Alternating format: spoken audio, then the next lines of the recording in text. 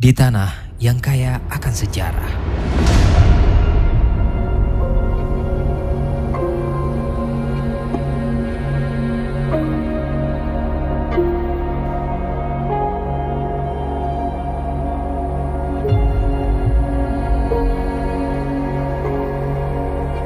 di bawah naungan langit yang menjadi saksi perlawanan, ada nama-nama yang waktu tak berani menghapusnya. Nama-nama yang tak pudar bersama angin dan tak hilang dalam gelombang.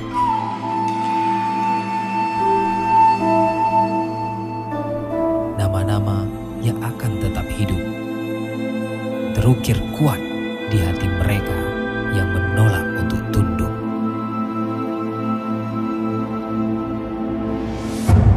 Ini adalah kisah seorang laki-laki yang tetap berdiri ketika yang lain jatuh. Seorang pejuang yang tidak bertempur hanya demi kejayaan semata, tetapi demi kehormatan yang nyata. Seorang pemimpin yang tidak mengejar kekuasaan, tetapi keadilan.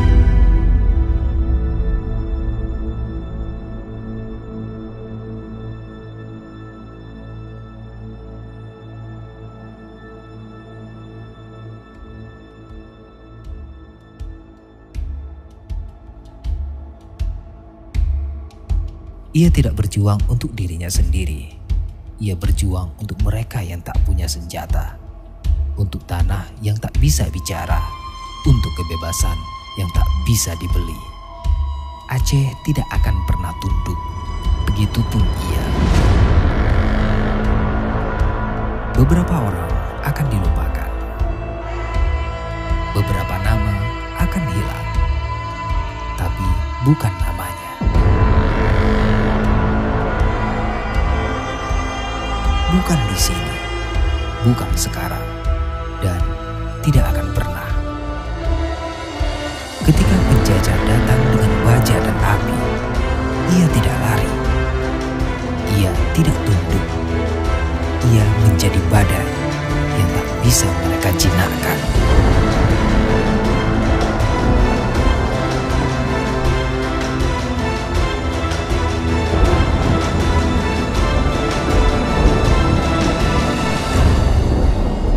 Teguh Bintara Blang Mahmud Setia Raja.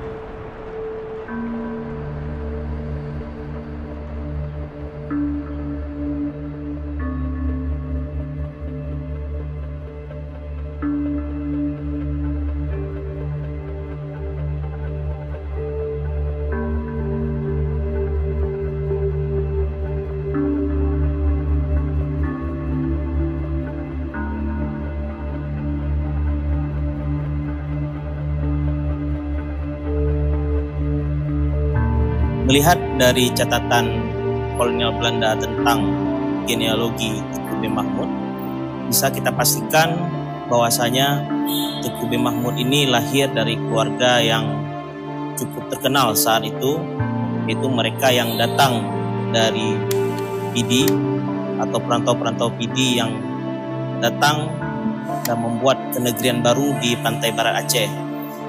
Kedatangan mereka ini dilandasi oleh beberapa faktor. Yang pertama tentu yang sangat terkenal adalah tentang penanaman lada menjadi komoditi ekspor ke luar negeri dari pantai barat Aceh. Catatan yang sangat konkret tentang Teguh bin Mahmud itu ditulis oleh Kontroler Tapak Tuan tentang genealoginya.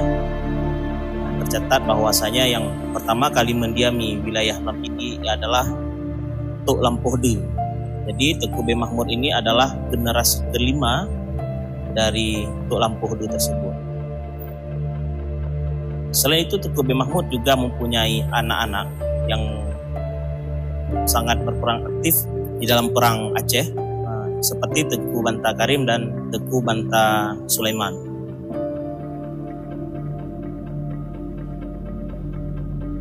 Teguh Bentara Blang Mahmud Setiaraja atau yang masyhur sebagai Teguh bin Mahmud lahir di Kampung Kuta Tuha, Pemukiman Kuta Bate, Kecamatan Blang Pidi pada tahun 1860 Masehi bertepatan dengan tahun 1276 Hijriah.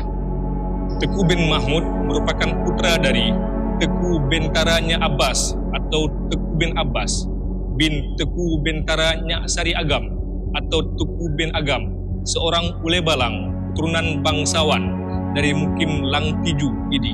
Sebelum Teguh bin Mahmud memerintah kenegerian Blang Pidi, ayahnya Teguh bin Abbas memimpin Blang Pidi mendapat cap setengah dari Tuanku Pangeran Hussein, putra Sultan Aceh. Sementara Teguh bin Mahmud diangkat langsung oleh Sultan Aceh dan mendapat cap sekereng dan digelar Teguh Bentara Blang Mahmud Setiaraja.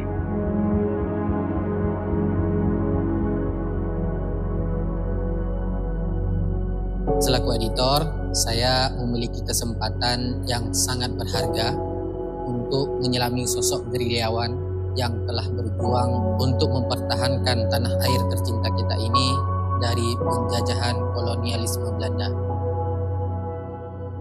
Sejauh ini, tim peneliti pengkaji gelar kabupaten sudah melakukan beberapa sosialisasi untuk memperkenalkan Teguh bin Mahmud kepada masyarakat.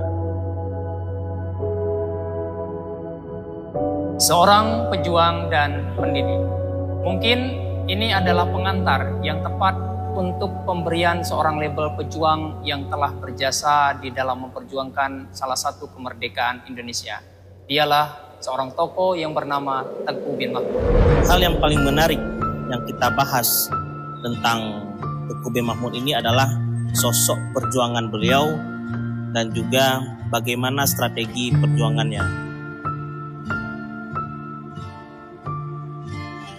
Adapun ide yang pertama kali tercetus untuk mengusulkan Teguh bin Mahmud ini sebagai pahlawan nasional itu lahir dari beberapa obrolan sesama tim waktu itu tentang sosok yang layak di pantai barat Aceh untuk dijadikan pahlawan nasional. Nah, seperti yang kita ketahui bahwasanya pahlawan-pahlawan nasional yang dikukuhkan pada tahun 1965 itu semuanya adalah berdasarkan penetapan dari Kementerian Sejarah dan Kebudayaan saat itu. Nomenklaturnya sudah berbeda. Akan tetapi seiring dengan berubahnya regulasi, sosok pemimpin atau sosok pahlawan itu harus diusulkan melalui mekanisme yang sudah ditentukan oleh undang-undang. Salah satunya adalah mereka itu harus lolos dari 10 syarat yang sudah ditentukan, yaitu ada 5 syarat umum dan 5 syarat khusus. Nah, inilah yang membuat banyak sosok-sosok di Aceh maupun di Nusantara hari ini di Indonesia yang gagal untuk dicalonkan sebagai pahlawan nasional. Jadi, setidaknya saya telah membaca dan sedikit memahami apa yang telah dituliskan oleh penulis dan juga tim TP2 Gika dalam buku yang berjudul Teguh Bentara Mahmud Setiaraja, Pahlawan Besar Perang Aceh. Banyak hal yang dapat saya simpulkan bahwa Teuku bin Mahmud ini adalah sosok yang memiliki karismatik yang sangat kuat bagi masyarakatnya. Sosok pemberani dan memiliki banyak keistimewaan dari kepribadiannya ini. Salah satu keistimewaan yang dimilikinya itu dimulai sejak ia kecil, di mana Teuku bin Mahmud kecil ia sudah dianggap orang yang memiliki karakter sebagai seorang pemimpin. Sosialisasi ini dijelaskan dalam beberapa bentuk untuk memperkenalkan Teuku bin Mahmud, di antaranya yang pertama pembuatan buku.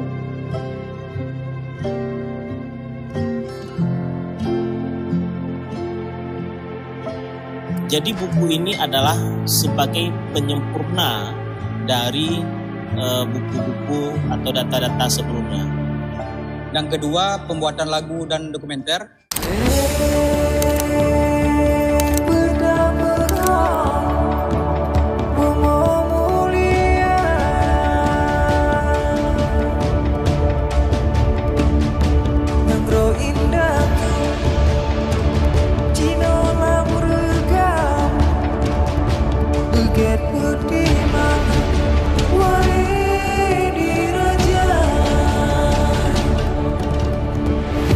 Yang ketiga, pembuatan seminar.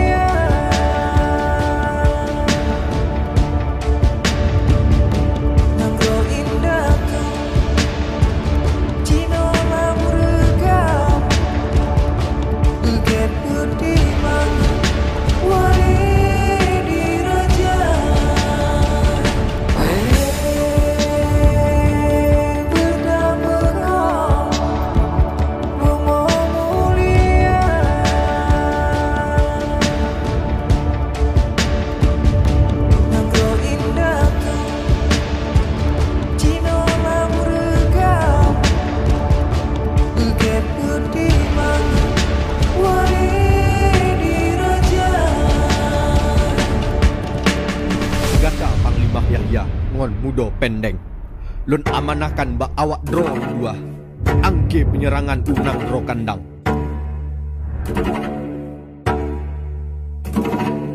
Panglima Bugih ngon Banta Sulaiman serang nang dro tapak dua lagi awak Tengku Jambu geserang terkularan dan bak awak dro nu dua Panglima Pocut Hasan Lambuso ngon Teku Dengoh serang nang gro tripa kelayu tak penyeda bak 15 bulan uku bakda Tuhan manu sebai bekas yang berada pipak landanya langit sihet awan pedimang bunga renggang hujan berada salah narik pedeng pedepan salah senambat tak beruk.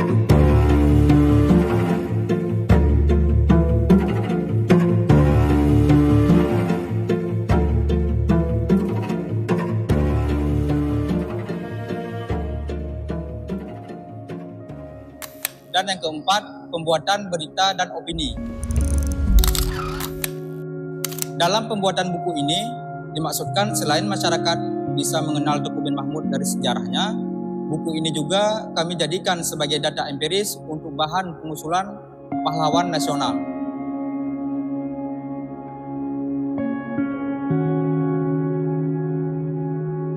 Berkas ini akan kita serahkan pada tanggal 24 Februari 2025 ke Dinas Sosial Provinsi Aceh dan nanti akan dibentuk tim TP2GD untuk menyurati Presiden dan rekomendasi dari Gubernur Aceh. Secara aturan, ada 3 tahapan awal dalam penyerahan borang penyusulan tokoh pahlawan nasional.